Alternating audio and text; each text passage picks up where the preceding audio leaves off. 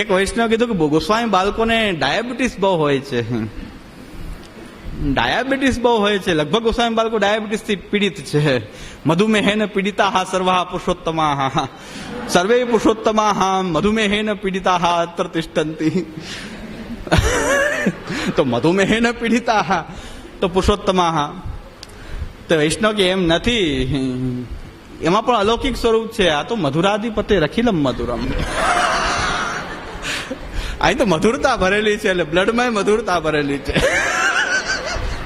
કાલ નિયામક ન ભવતી. આ જે કાંઈ પણ ફલ છે અલૌકિક સામર્થ્ય કે અધિકાર રૂપ, એમાં કાલ નિયામક નથી. હવે એમાં બાધક શું છે? હંમેશા ઘણા કહે છે તમે સિદ્ધાંતની ચર્ચા કરો, ભગવત ગુણાનુવાદ કરો, તમે બીજી વાત શું કામ કરો છો? આમ થઈ રહ્યું છે, તેમ થઈ રહ્યું છે, એવું ન કરવું જોઈએ. મહાપ્રભુજીને કહો ને, મહાપ્રભુજી ખાલી ફલની ચર્ચા નથી કરતા સેવા ફલમાં, ઉદ્વેગ પ્રતિબંધ પણ બતાવે છે કે ભાઈ આ પ્રતિબંધકો છે, એ તો ચર્ચા કરવી જ પડે. એના વગર કેમ ચાલે કે પ્રતિબંધકો શું છે? તો મહાપ્રભુજી જો ચર્ચા કરી રહ્યા છે, સેવાયામ બાધકમ તું ઉદ્વેગ. સેવામાં શું બાધક છે? એનાથી બચવા માટે, આપણે નિંદા કરવા માટે નહીં, પણ બચવા માટે.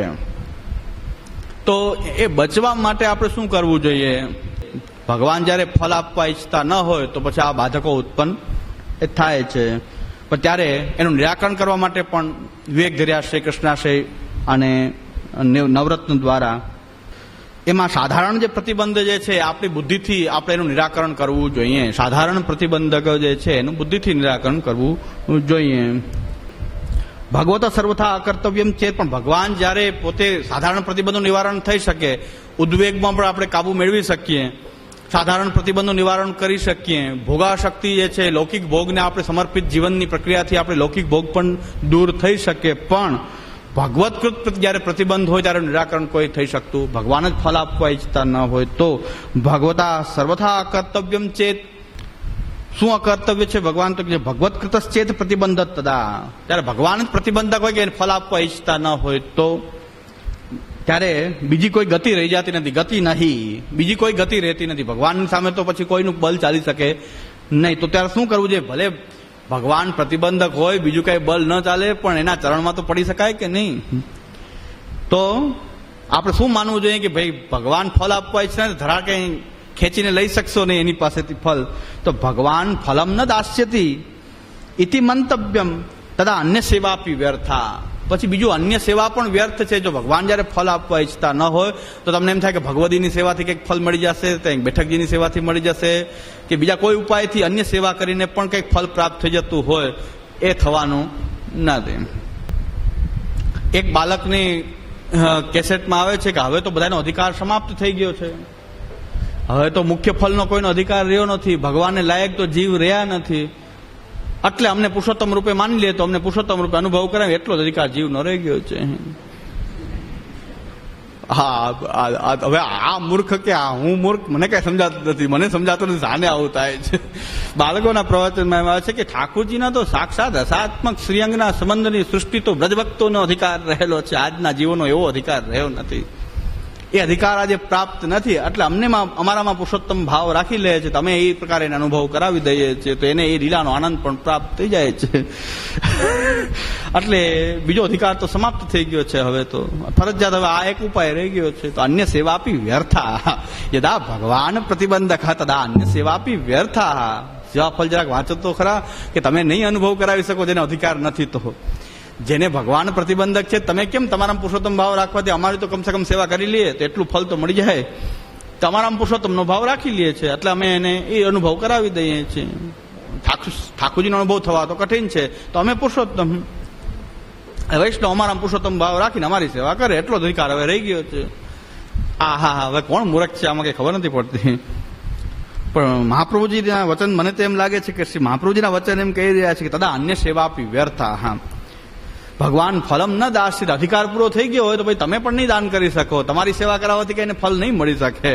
અન્ય સેવા આપી વ્યર્થા છે, પછી તો તમે પુરુષોત્તમ છે ને.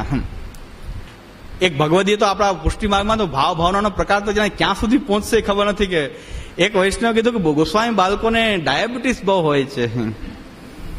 ડાયાબિટીસ બહુ હોય છે. લગભગ ગોસ્વામી બાળકો ડાયાબિટીસ થી પીડિત છે. મધુમેહેન પીડિતા સર્વા પુરુષોત્તમા સર્વે પુરુષોત્તમા મધુમેહેન પીડિતા અત્ર તિષ્ઠંતિ. તો મધુમેહેન પીડિતા તો પુરુષોત્તમા. તો વૈષ્ણવ કે એમ નથી, એમાં પણ અલૌકિક સ્વરૂપ છે. આ તો મધુરાધિપતે રખીલમ મધુરમ. અહીં તો મધુરતા ભરેલી છે, એટલે બ્લડમાં મધુરતા ભરેલી છે. એટલે મધુરાધિપતે રખીલમ મધુરમ. આમાં એમ વિચાર કરાય, આપણે જીવ એમ ન કહેવાય બાળકોને મધુરાધિપતે રખીલમ મધુરમ. બ્લડ ટેસ્ટ કરો, મધુરતા નીકળે. 350 ડાયાબિટીસ નીકળે. તો અત્રે સર્વે મધુમેહને પીડિતા પુરુષોત્તમા તો મધુરાધિપતે રખીલમ મધુરમ. તો ભગવાન ફલમ ન દાસ્યતિ ઇતિ મંતવ્યમ તદા અન્ય સેવાપી વ્યર્થા. પછી કોઈ સેવા કામ આવશે નહીં. યથાવા તત્વ નિર્ધાર. તો ભાઈ શું તત્વ નિર્ધાર કરવો? કે આસુરો એમ જીવ. આ જીવમાં આસુરા વેશ છે, આસુરી નથી, પણ આસુરા વેશ છે. અને વિવેક શું હવે? તો વિવેક તદા જ્ઞાન માર્ગેણ સ્થાતવ્યમ. જ્ઞાન માર્ગેણ ભગવન મહાત્મ્ય જ્ઞાન માર્ગેણ સ્થાતવ્યમ. કથા ભક્તિ માર્ગમાં સ્થિતિ કરવી, અથવા તો પ્રપત્તિ માર્ગેણ સ્થાતવ્યમ. તો તદા જ્ઞાન માર્ગેણ એટલે જ્ઞાન એટલે આપણે ત્યાં ભગવન મહાત્મ્ય જ્ઞાન. એ કથાથી પણ થઈ શકે છે, શરણાગતિથી પણ થઈ શકે છે. તો ત્યારે ભગવાનની સેવામાં આપણને અધિકાર હવે નથી રહ્યો. તો આપણે શું કરવું જોઈએ? કથા ભક્તિ અથવા તો જ્ઞાન માર્ગેણ સ્થાતવ્યમ, એટલે પ્રપત્તિ માર્ગમાં રહેવું. બાધકાનામ ત્રયાણામ સાધન પરિત્યાગ. અને બાધક જે જાણતા હોય તો એના જે સાધનો છે એનો ત્યાગ કરવો જોઈએ. બાધકોનું વર્ણન એટલા માટે કરવામાં આવે છે કે આમાં ભરમાવવું નહીં. આ મધુરાધિપતે રખીલમ મધુરમમાં ભરમાવવું નહીં. એ સર્વે મધુરાધિપતિ. અહીં મધુરતા ભરેલી, આવી મધુરતા કામની નથી. આ તો મધુમેહ છે. આ મધુરતા નહીં, રસાત્મકતા આ નથી. તો અહીં તો પછી બાધકાનામ ત્રયાણામ સાધન પરિત્યાગ કર્તવ્ય ઇતિ સાધનમ મતમ. તો બાધકોનો પરિત્યાગ કરવો. જે બાધકો છે એના જે સાધનો છે કે જેનાથી આ બાધકતા આવી રહી છે, ઉદ્વેગ, તો ઉદ્વેગ કરાવનારા જે સાધનો જે છે એનો ત્યાગ કરવો. પ્રતિબંધ જે છે તો પ્રતિબંધનો આપણે ચતુરતાથી એનું નિરાકરણ કરી દેવું, ચાતુર્યથી. જેમ શ્રી ગુસાઈજીના વચનમાં કીધું છે, અન્યચ્ચ યવનાદયો ઠાકુર દ્વારે આગચ્છન્તિ યથા પૂર્વમ ભાષણ મિલન પ્રસાદાદિકમ કાર્યમ યદ્યપી હાર્દમ ન ભવતી બાહ્યતોપી કાર્યમ. યવનોનું રાજ્ય હતું ત્યારે ગુસાઈજી પત્રમાં લખે છે પોતાના પુત્રોને કે જે આ મ્લેચ્છો જે રાજ્યના શાસનકર્તાઓ છે ક્યારેક આપણા દ્વારે આવે, ઠાકુર દ્વારે આગચ્છન્તિ. આપણું ઘર તો પ્રભુનું ઘર છે. ઠાકુર દ્વારે, હમણાં સ્વામી ઠાકુર છે, ઠાકુર દ્વારે આગચ્છન્તિ તદા એની સાથે ભાષણ મિલન પ્રસાદાદિકમ કાર્યમ હાર્દમ યદા ન ભવતી તદા બાહ્યતોપી કાર્યમ. તમારો હાર્દ ન થતો હોય તો પણ બાહ્યતોપી એક કાર્યમ. તો બાહ્ય રીતે પણ એમની સાથે બહુ મન ન હોય છતાં પણ બાહ્ય તો એની સાથે એ વર્તન કરવું. તો એ બાધક છે, એના જે સાધન છે એનો ત્યાગ. તો બાધકા નામ સાધન પરિત્યાગ. એટલે એ આપણા પાછું રિવિઝન કરીએ છીએ. કાલે અંતિમ દિવસ આપણો છે તો આગળ એનો વિચાર કરી લઈશું. હજી થોડીક વાર છે, 5-10 મિનિટ જોઈ લઈએ. 1-2 સૂત્ર હજી થઈ જાય તો આપણું એટલું કાર્ય. ભોગે અપી બાધકાનામ પરિત્યાગ એકમ સાધનમ મતમ. ભોગ અપી બાધકાનામ, જે લૌકિક ભોગ જે છે એના જે બાધક જે છે એનો પરિત્યાગ કરવો જોઈએ. એટલે અસમર્પિત વસ્તુ નામ તસ્માદ વર્ધનમ આચરે. જો બાધકની ખબર હોય તો શું બાધક છે એનો આપણે ત્યાગ કરી શકીએ છીએ. તથા ભોગે પરમ નિષ્પ્રત્યુહમ સાધનમ અપી મતમ યતઃ મહાન અલૌકિકસ્તુ ભોગ ફલાનામ મધ્યે પ્રથમે સદા વિશતે પ્રવિશતિ યથા ભોગમ પરમ નિષ્પ્રત્યુહમ સાધનમ અપી મતમ.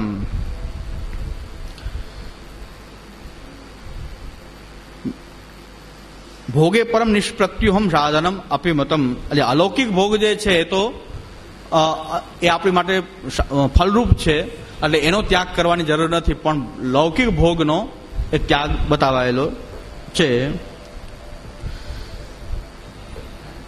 નિર્દુષ્ટ છે, એટલે એ ભોગમાં આપણે એવી બુદ્ધિ ન રાખવી જોઈએ કે એમાં પણ જે અલૌકિક ભોગ છે, જે ભગવત સેવાર્થ આપણે જે ભોગોને ભોગવો છે, એમાં આપણે ભગવાન નિવેદિત વસ્તુની અંદર આપણે અલૌકિક ભોગ હોવાથી એને નિષ્પ્રત્યુહો માયનો છે, નિર્દુષ્ટ માયનો છે, અને એ મહાન છે. અને સવિઘ્ન અલ્પો ભોગ બલાદ ઘાતક સ્યાત, પણ જે લૌકિક ભોગ જે છે, જે ભોગાશક્તિને કારણે જે ભગવત સમર્પિત ભોગ નથી, એવો જે ભોગ જે છે એ બાધક છે. બળરૂપ પ્રતિબંધ, જે બલવાન પ્રતિબંધકો બે છે, લૌકિક ભોગ અને ભગવતકૃત પ્રતિબંધ. સાધારણનું નિવારણ થઈ શકે છે, ભગવતકૃતનું નિરાકરણ નથી, અને લૌકિક ભોગ છે પાછો બાધક છે. દ્વિતીય એટલે ભગવતકૃત પ્રતિબંધે, જયારે ભગવતકૃત પ્રતિબંધ હોય ત્યારે, એટલે દ્વિતીય એટલે ભગવતકૃત પ્રતિબંધે. પેલા ભોગ, ઉદ્વેગ, પ્રતિબંધ અને ભોગ. તૃતીય ભોગ છે. દ્વિતીય જે છે એ આવે છે, દ્વિતીય છે ભગવતકૃત પ્રતિબંધ. જયારે ભગવાન જ પ્રતિબંધક હોય તો સંસાર નિશ્ચય, ચિંતા શરૂ થાય ત્યાજ્ય. પછી ચિંતા શું કરવી? એના કરતા ચિંતન કરવું, પણ ચિંતા ન કરવી જોઈએ, કારણ કે સંસાર હવે નિશ્ચિત છે. તો સંસાર, પ્રભુ આપણને સંસારમાં રાખવા માંગે છે, તો સંસાર નિશ્ચિત છે. વિવેક ધર્યાશ્રયમાં એટલે જ શ્રી રઘુનાથજીએ કીધું છે કે ભગવાનની જો ઈચ્છા, આપણે તો ભગવાનને શરણાગત છીએ, પણ ભગવાનની ઈચ્છા નરકમાં નાખવાની કદાચ આપણને હોય તો ભગવાનની ઈચ્છાથી આપણે નરક પણ સ્વીકાર્ય હોવું જોઈએ, કારણ કે આપણે એના શરણાગત છીએ. રઘુનાથજી કહે છે. અને ભગવત ભક્તો માટે તો ભગવાનનું ન મળવું એ નરક બરાબર છે. સ્વર્ગાપવર્ગ એ તુલ્યાર્થ દર્શિનઃ. તો સ્વર્ગ અપવર્ગ જે કંઈ પણ પ્રાપ્ત થાય છે એ બધા એમાં તુલ્યાર્થ દર્શિનઃ. સ્વર્ગાપવર્ગેશુ અપી તુલ્યાર્થ દર્શિનઃ. ભક્તને સ્વર્ગ મળે ને તો એ નરક છે, કારણ કે ભગવાન જો ન મળતા હોય તો સ્વર્ગ અપવર્ગ બધું નરક સમાન જ છે, કે જો ભગવાનની પ્રાપ્તિ ન થતી હોય તો મોક્ષ મળે તો એ નરક રૂપ છે. એટલે તો ભગવાન સંસારમાં નાખવા લાગતા હોય, ઈચ્છતા હોય તો આપણે સંસારમાં શું વાંધો છે? આપણે શા માટે માલાપિરામણ કરીને ધરાડ ગોલોકધામમાં જવું? પ્રભુના શરણાગત છીએ, પ્રભુને સંસાર નિશ્ચિત રાખવો હશે તો સંસારમાં રાખશે. નરકમાં પણ પ્રભુ જો મોકલવા ઈચ્છતા હોય તો આપણે, પ્રભુ મોકલવા ઈચ્છતા હોય તો આપણે ત્યાં પણ જવું જોઈએ. તો અહીંના દુઃખની શું ચિંતા કરવી? નરકનું દુઃખ પણ સ્વીકાર્ય હોવું જોઈએ જો શરણાગત હોઈએ તો. અહીંનું દુઃખ કરતા નરકની દુઃખની એ રેન્જ વધારે છે. તો રઘુનાથજીએ ત્યાં વિવેક ધર્યાશ્રયની ટીકામાં એ સ્પષ્ટ બતાવ્યું છે કે ભાઈ નરક પણ સ્વીકાર્ય છે, પણ ત્યાં પણ અમારો આશ્રય તો કૃષ્ણ જ હો. નરકમાં પણ અમારો આશ્રય કૃષ્ણ હો. નરકમાં જવું નહીં, પણ ભગવાન જ મોકલવા ઈચ્છતા હોય તો આપણો કોઈ અર્થ જ નહીં, આપણે જવું જ પડશે ને.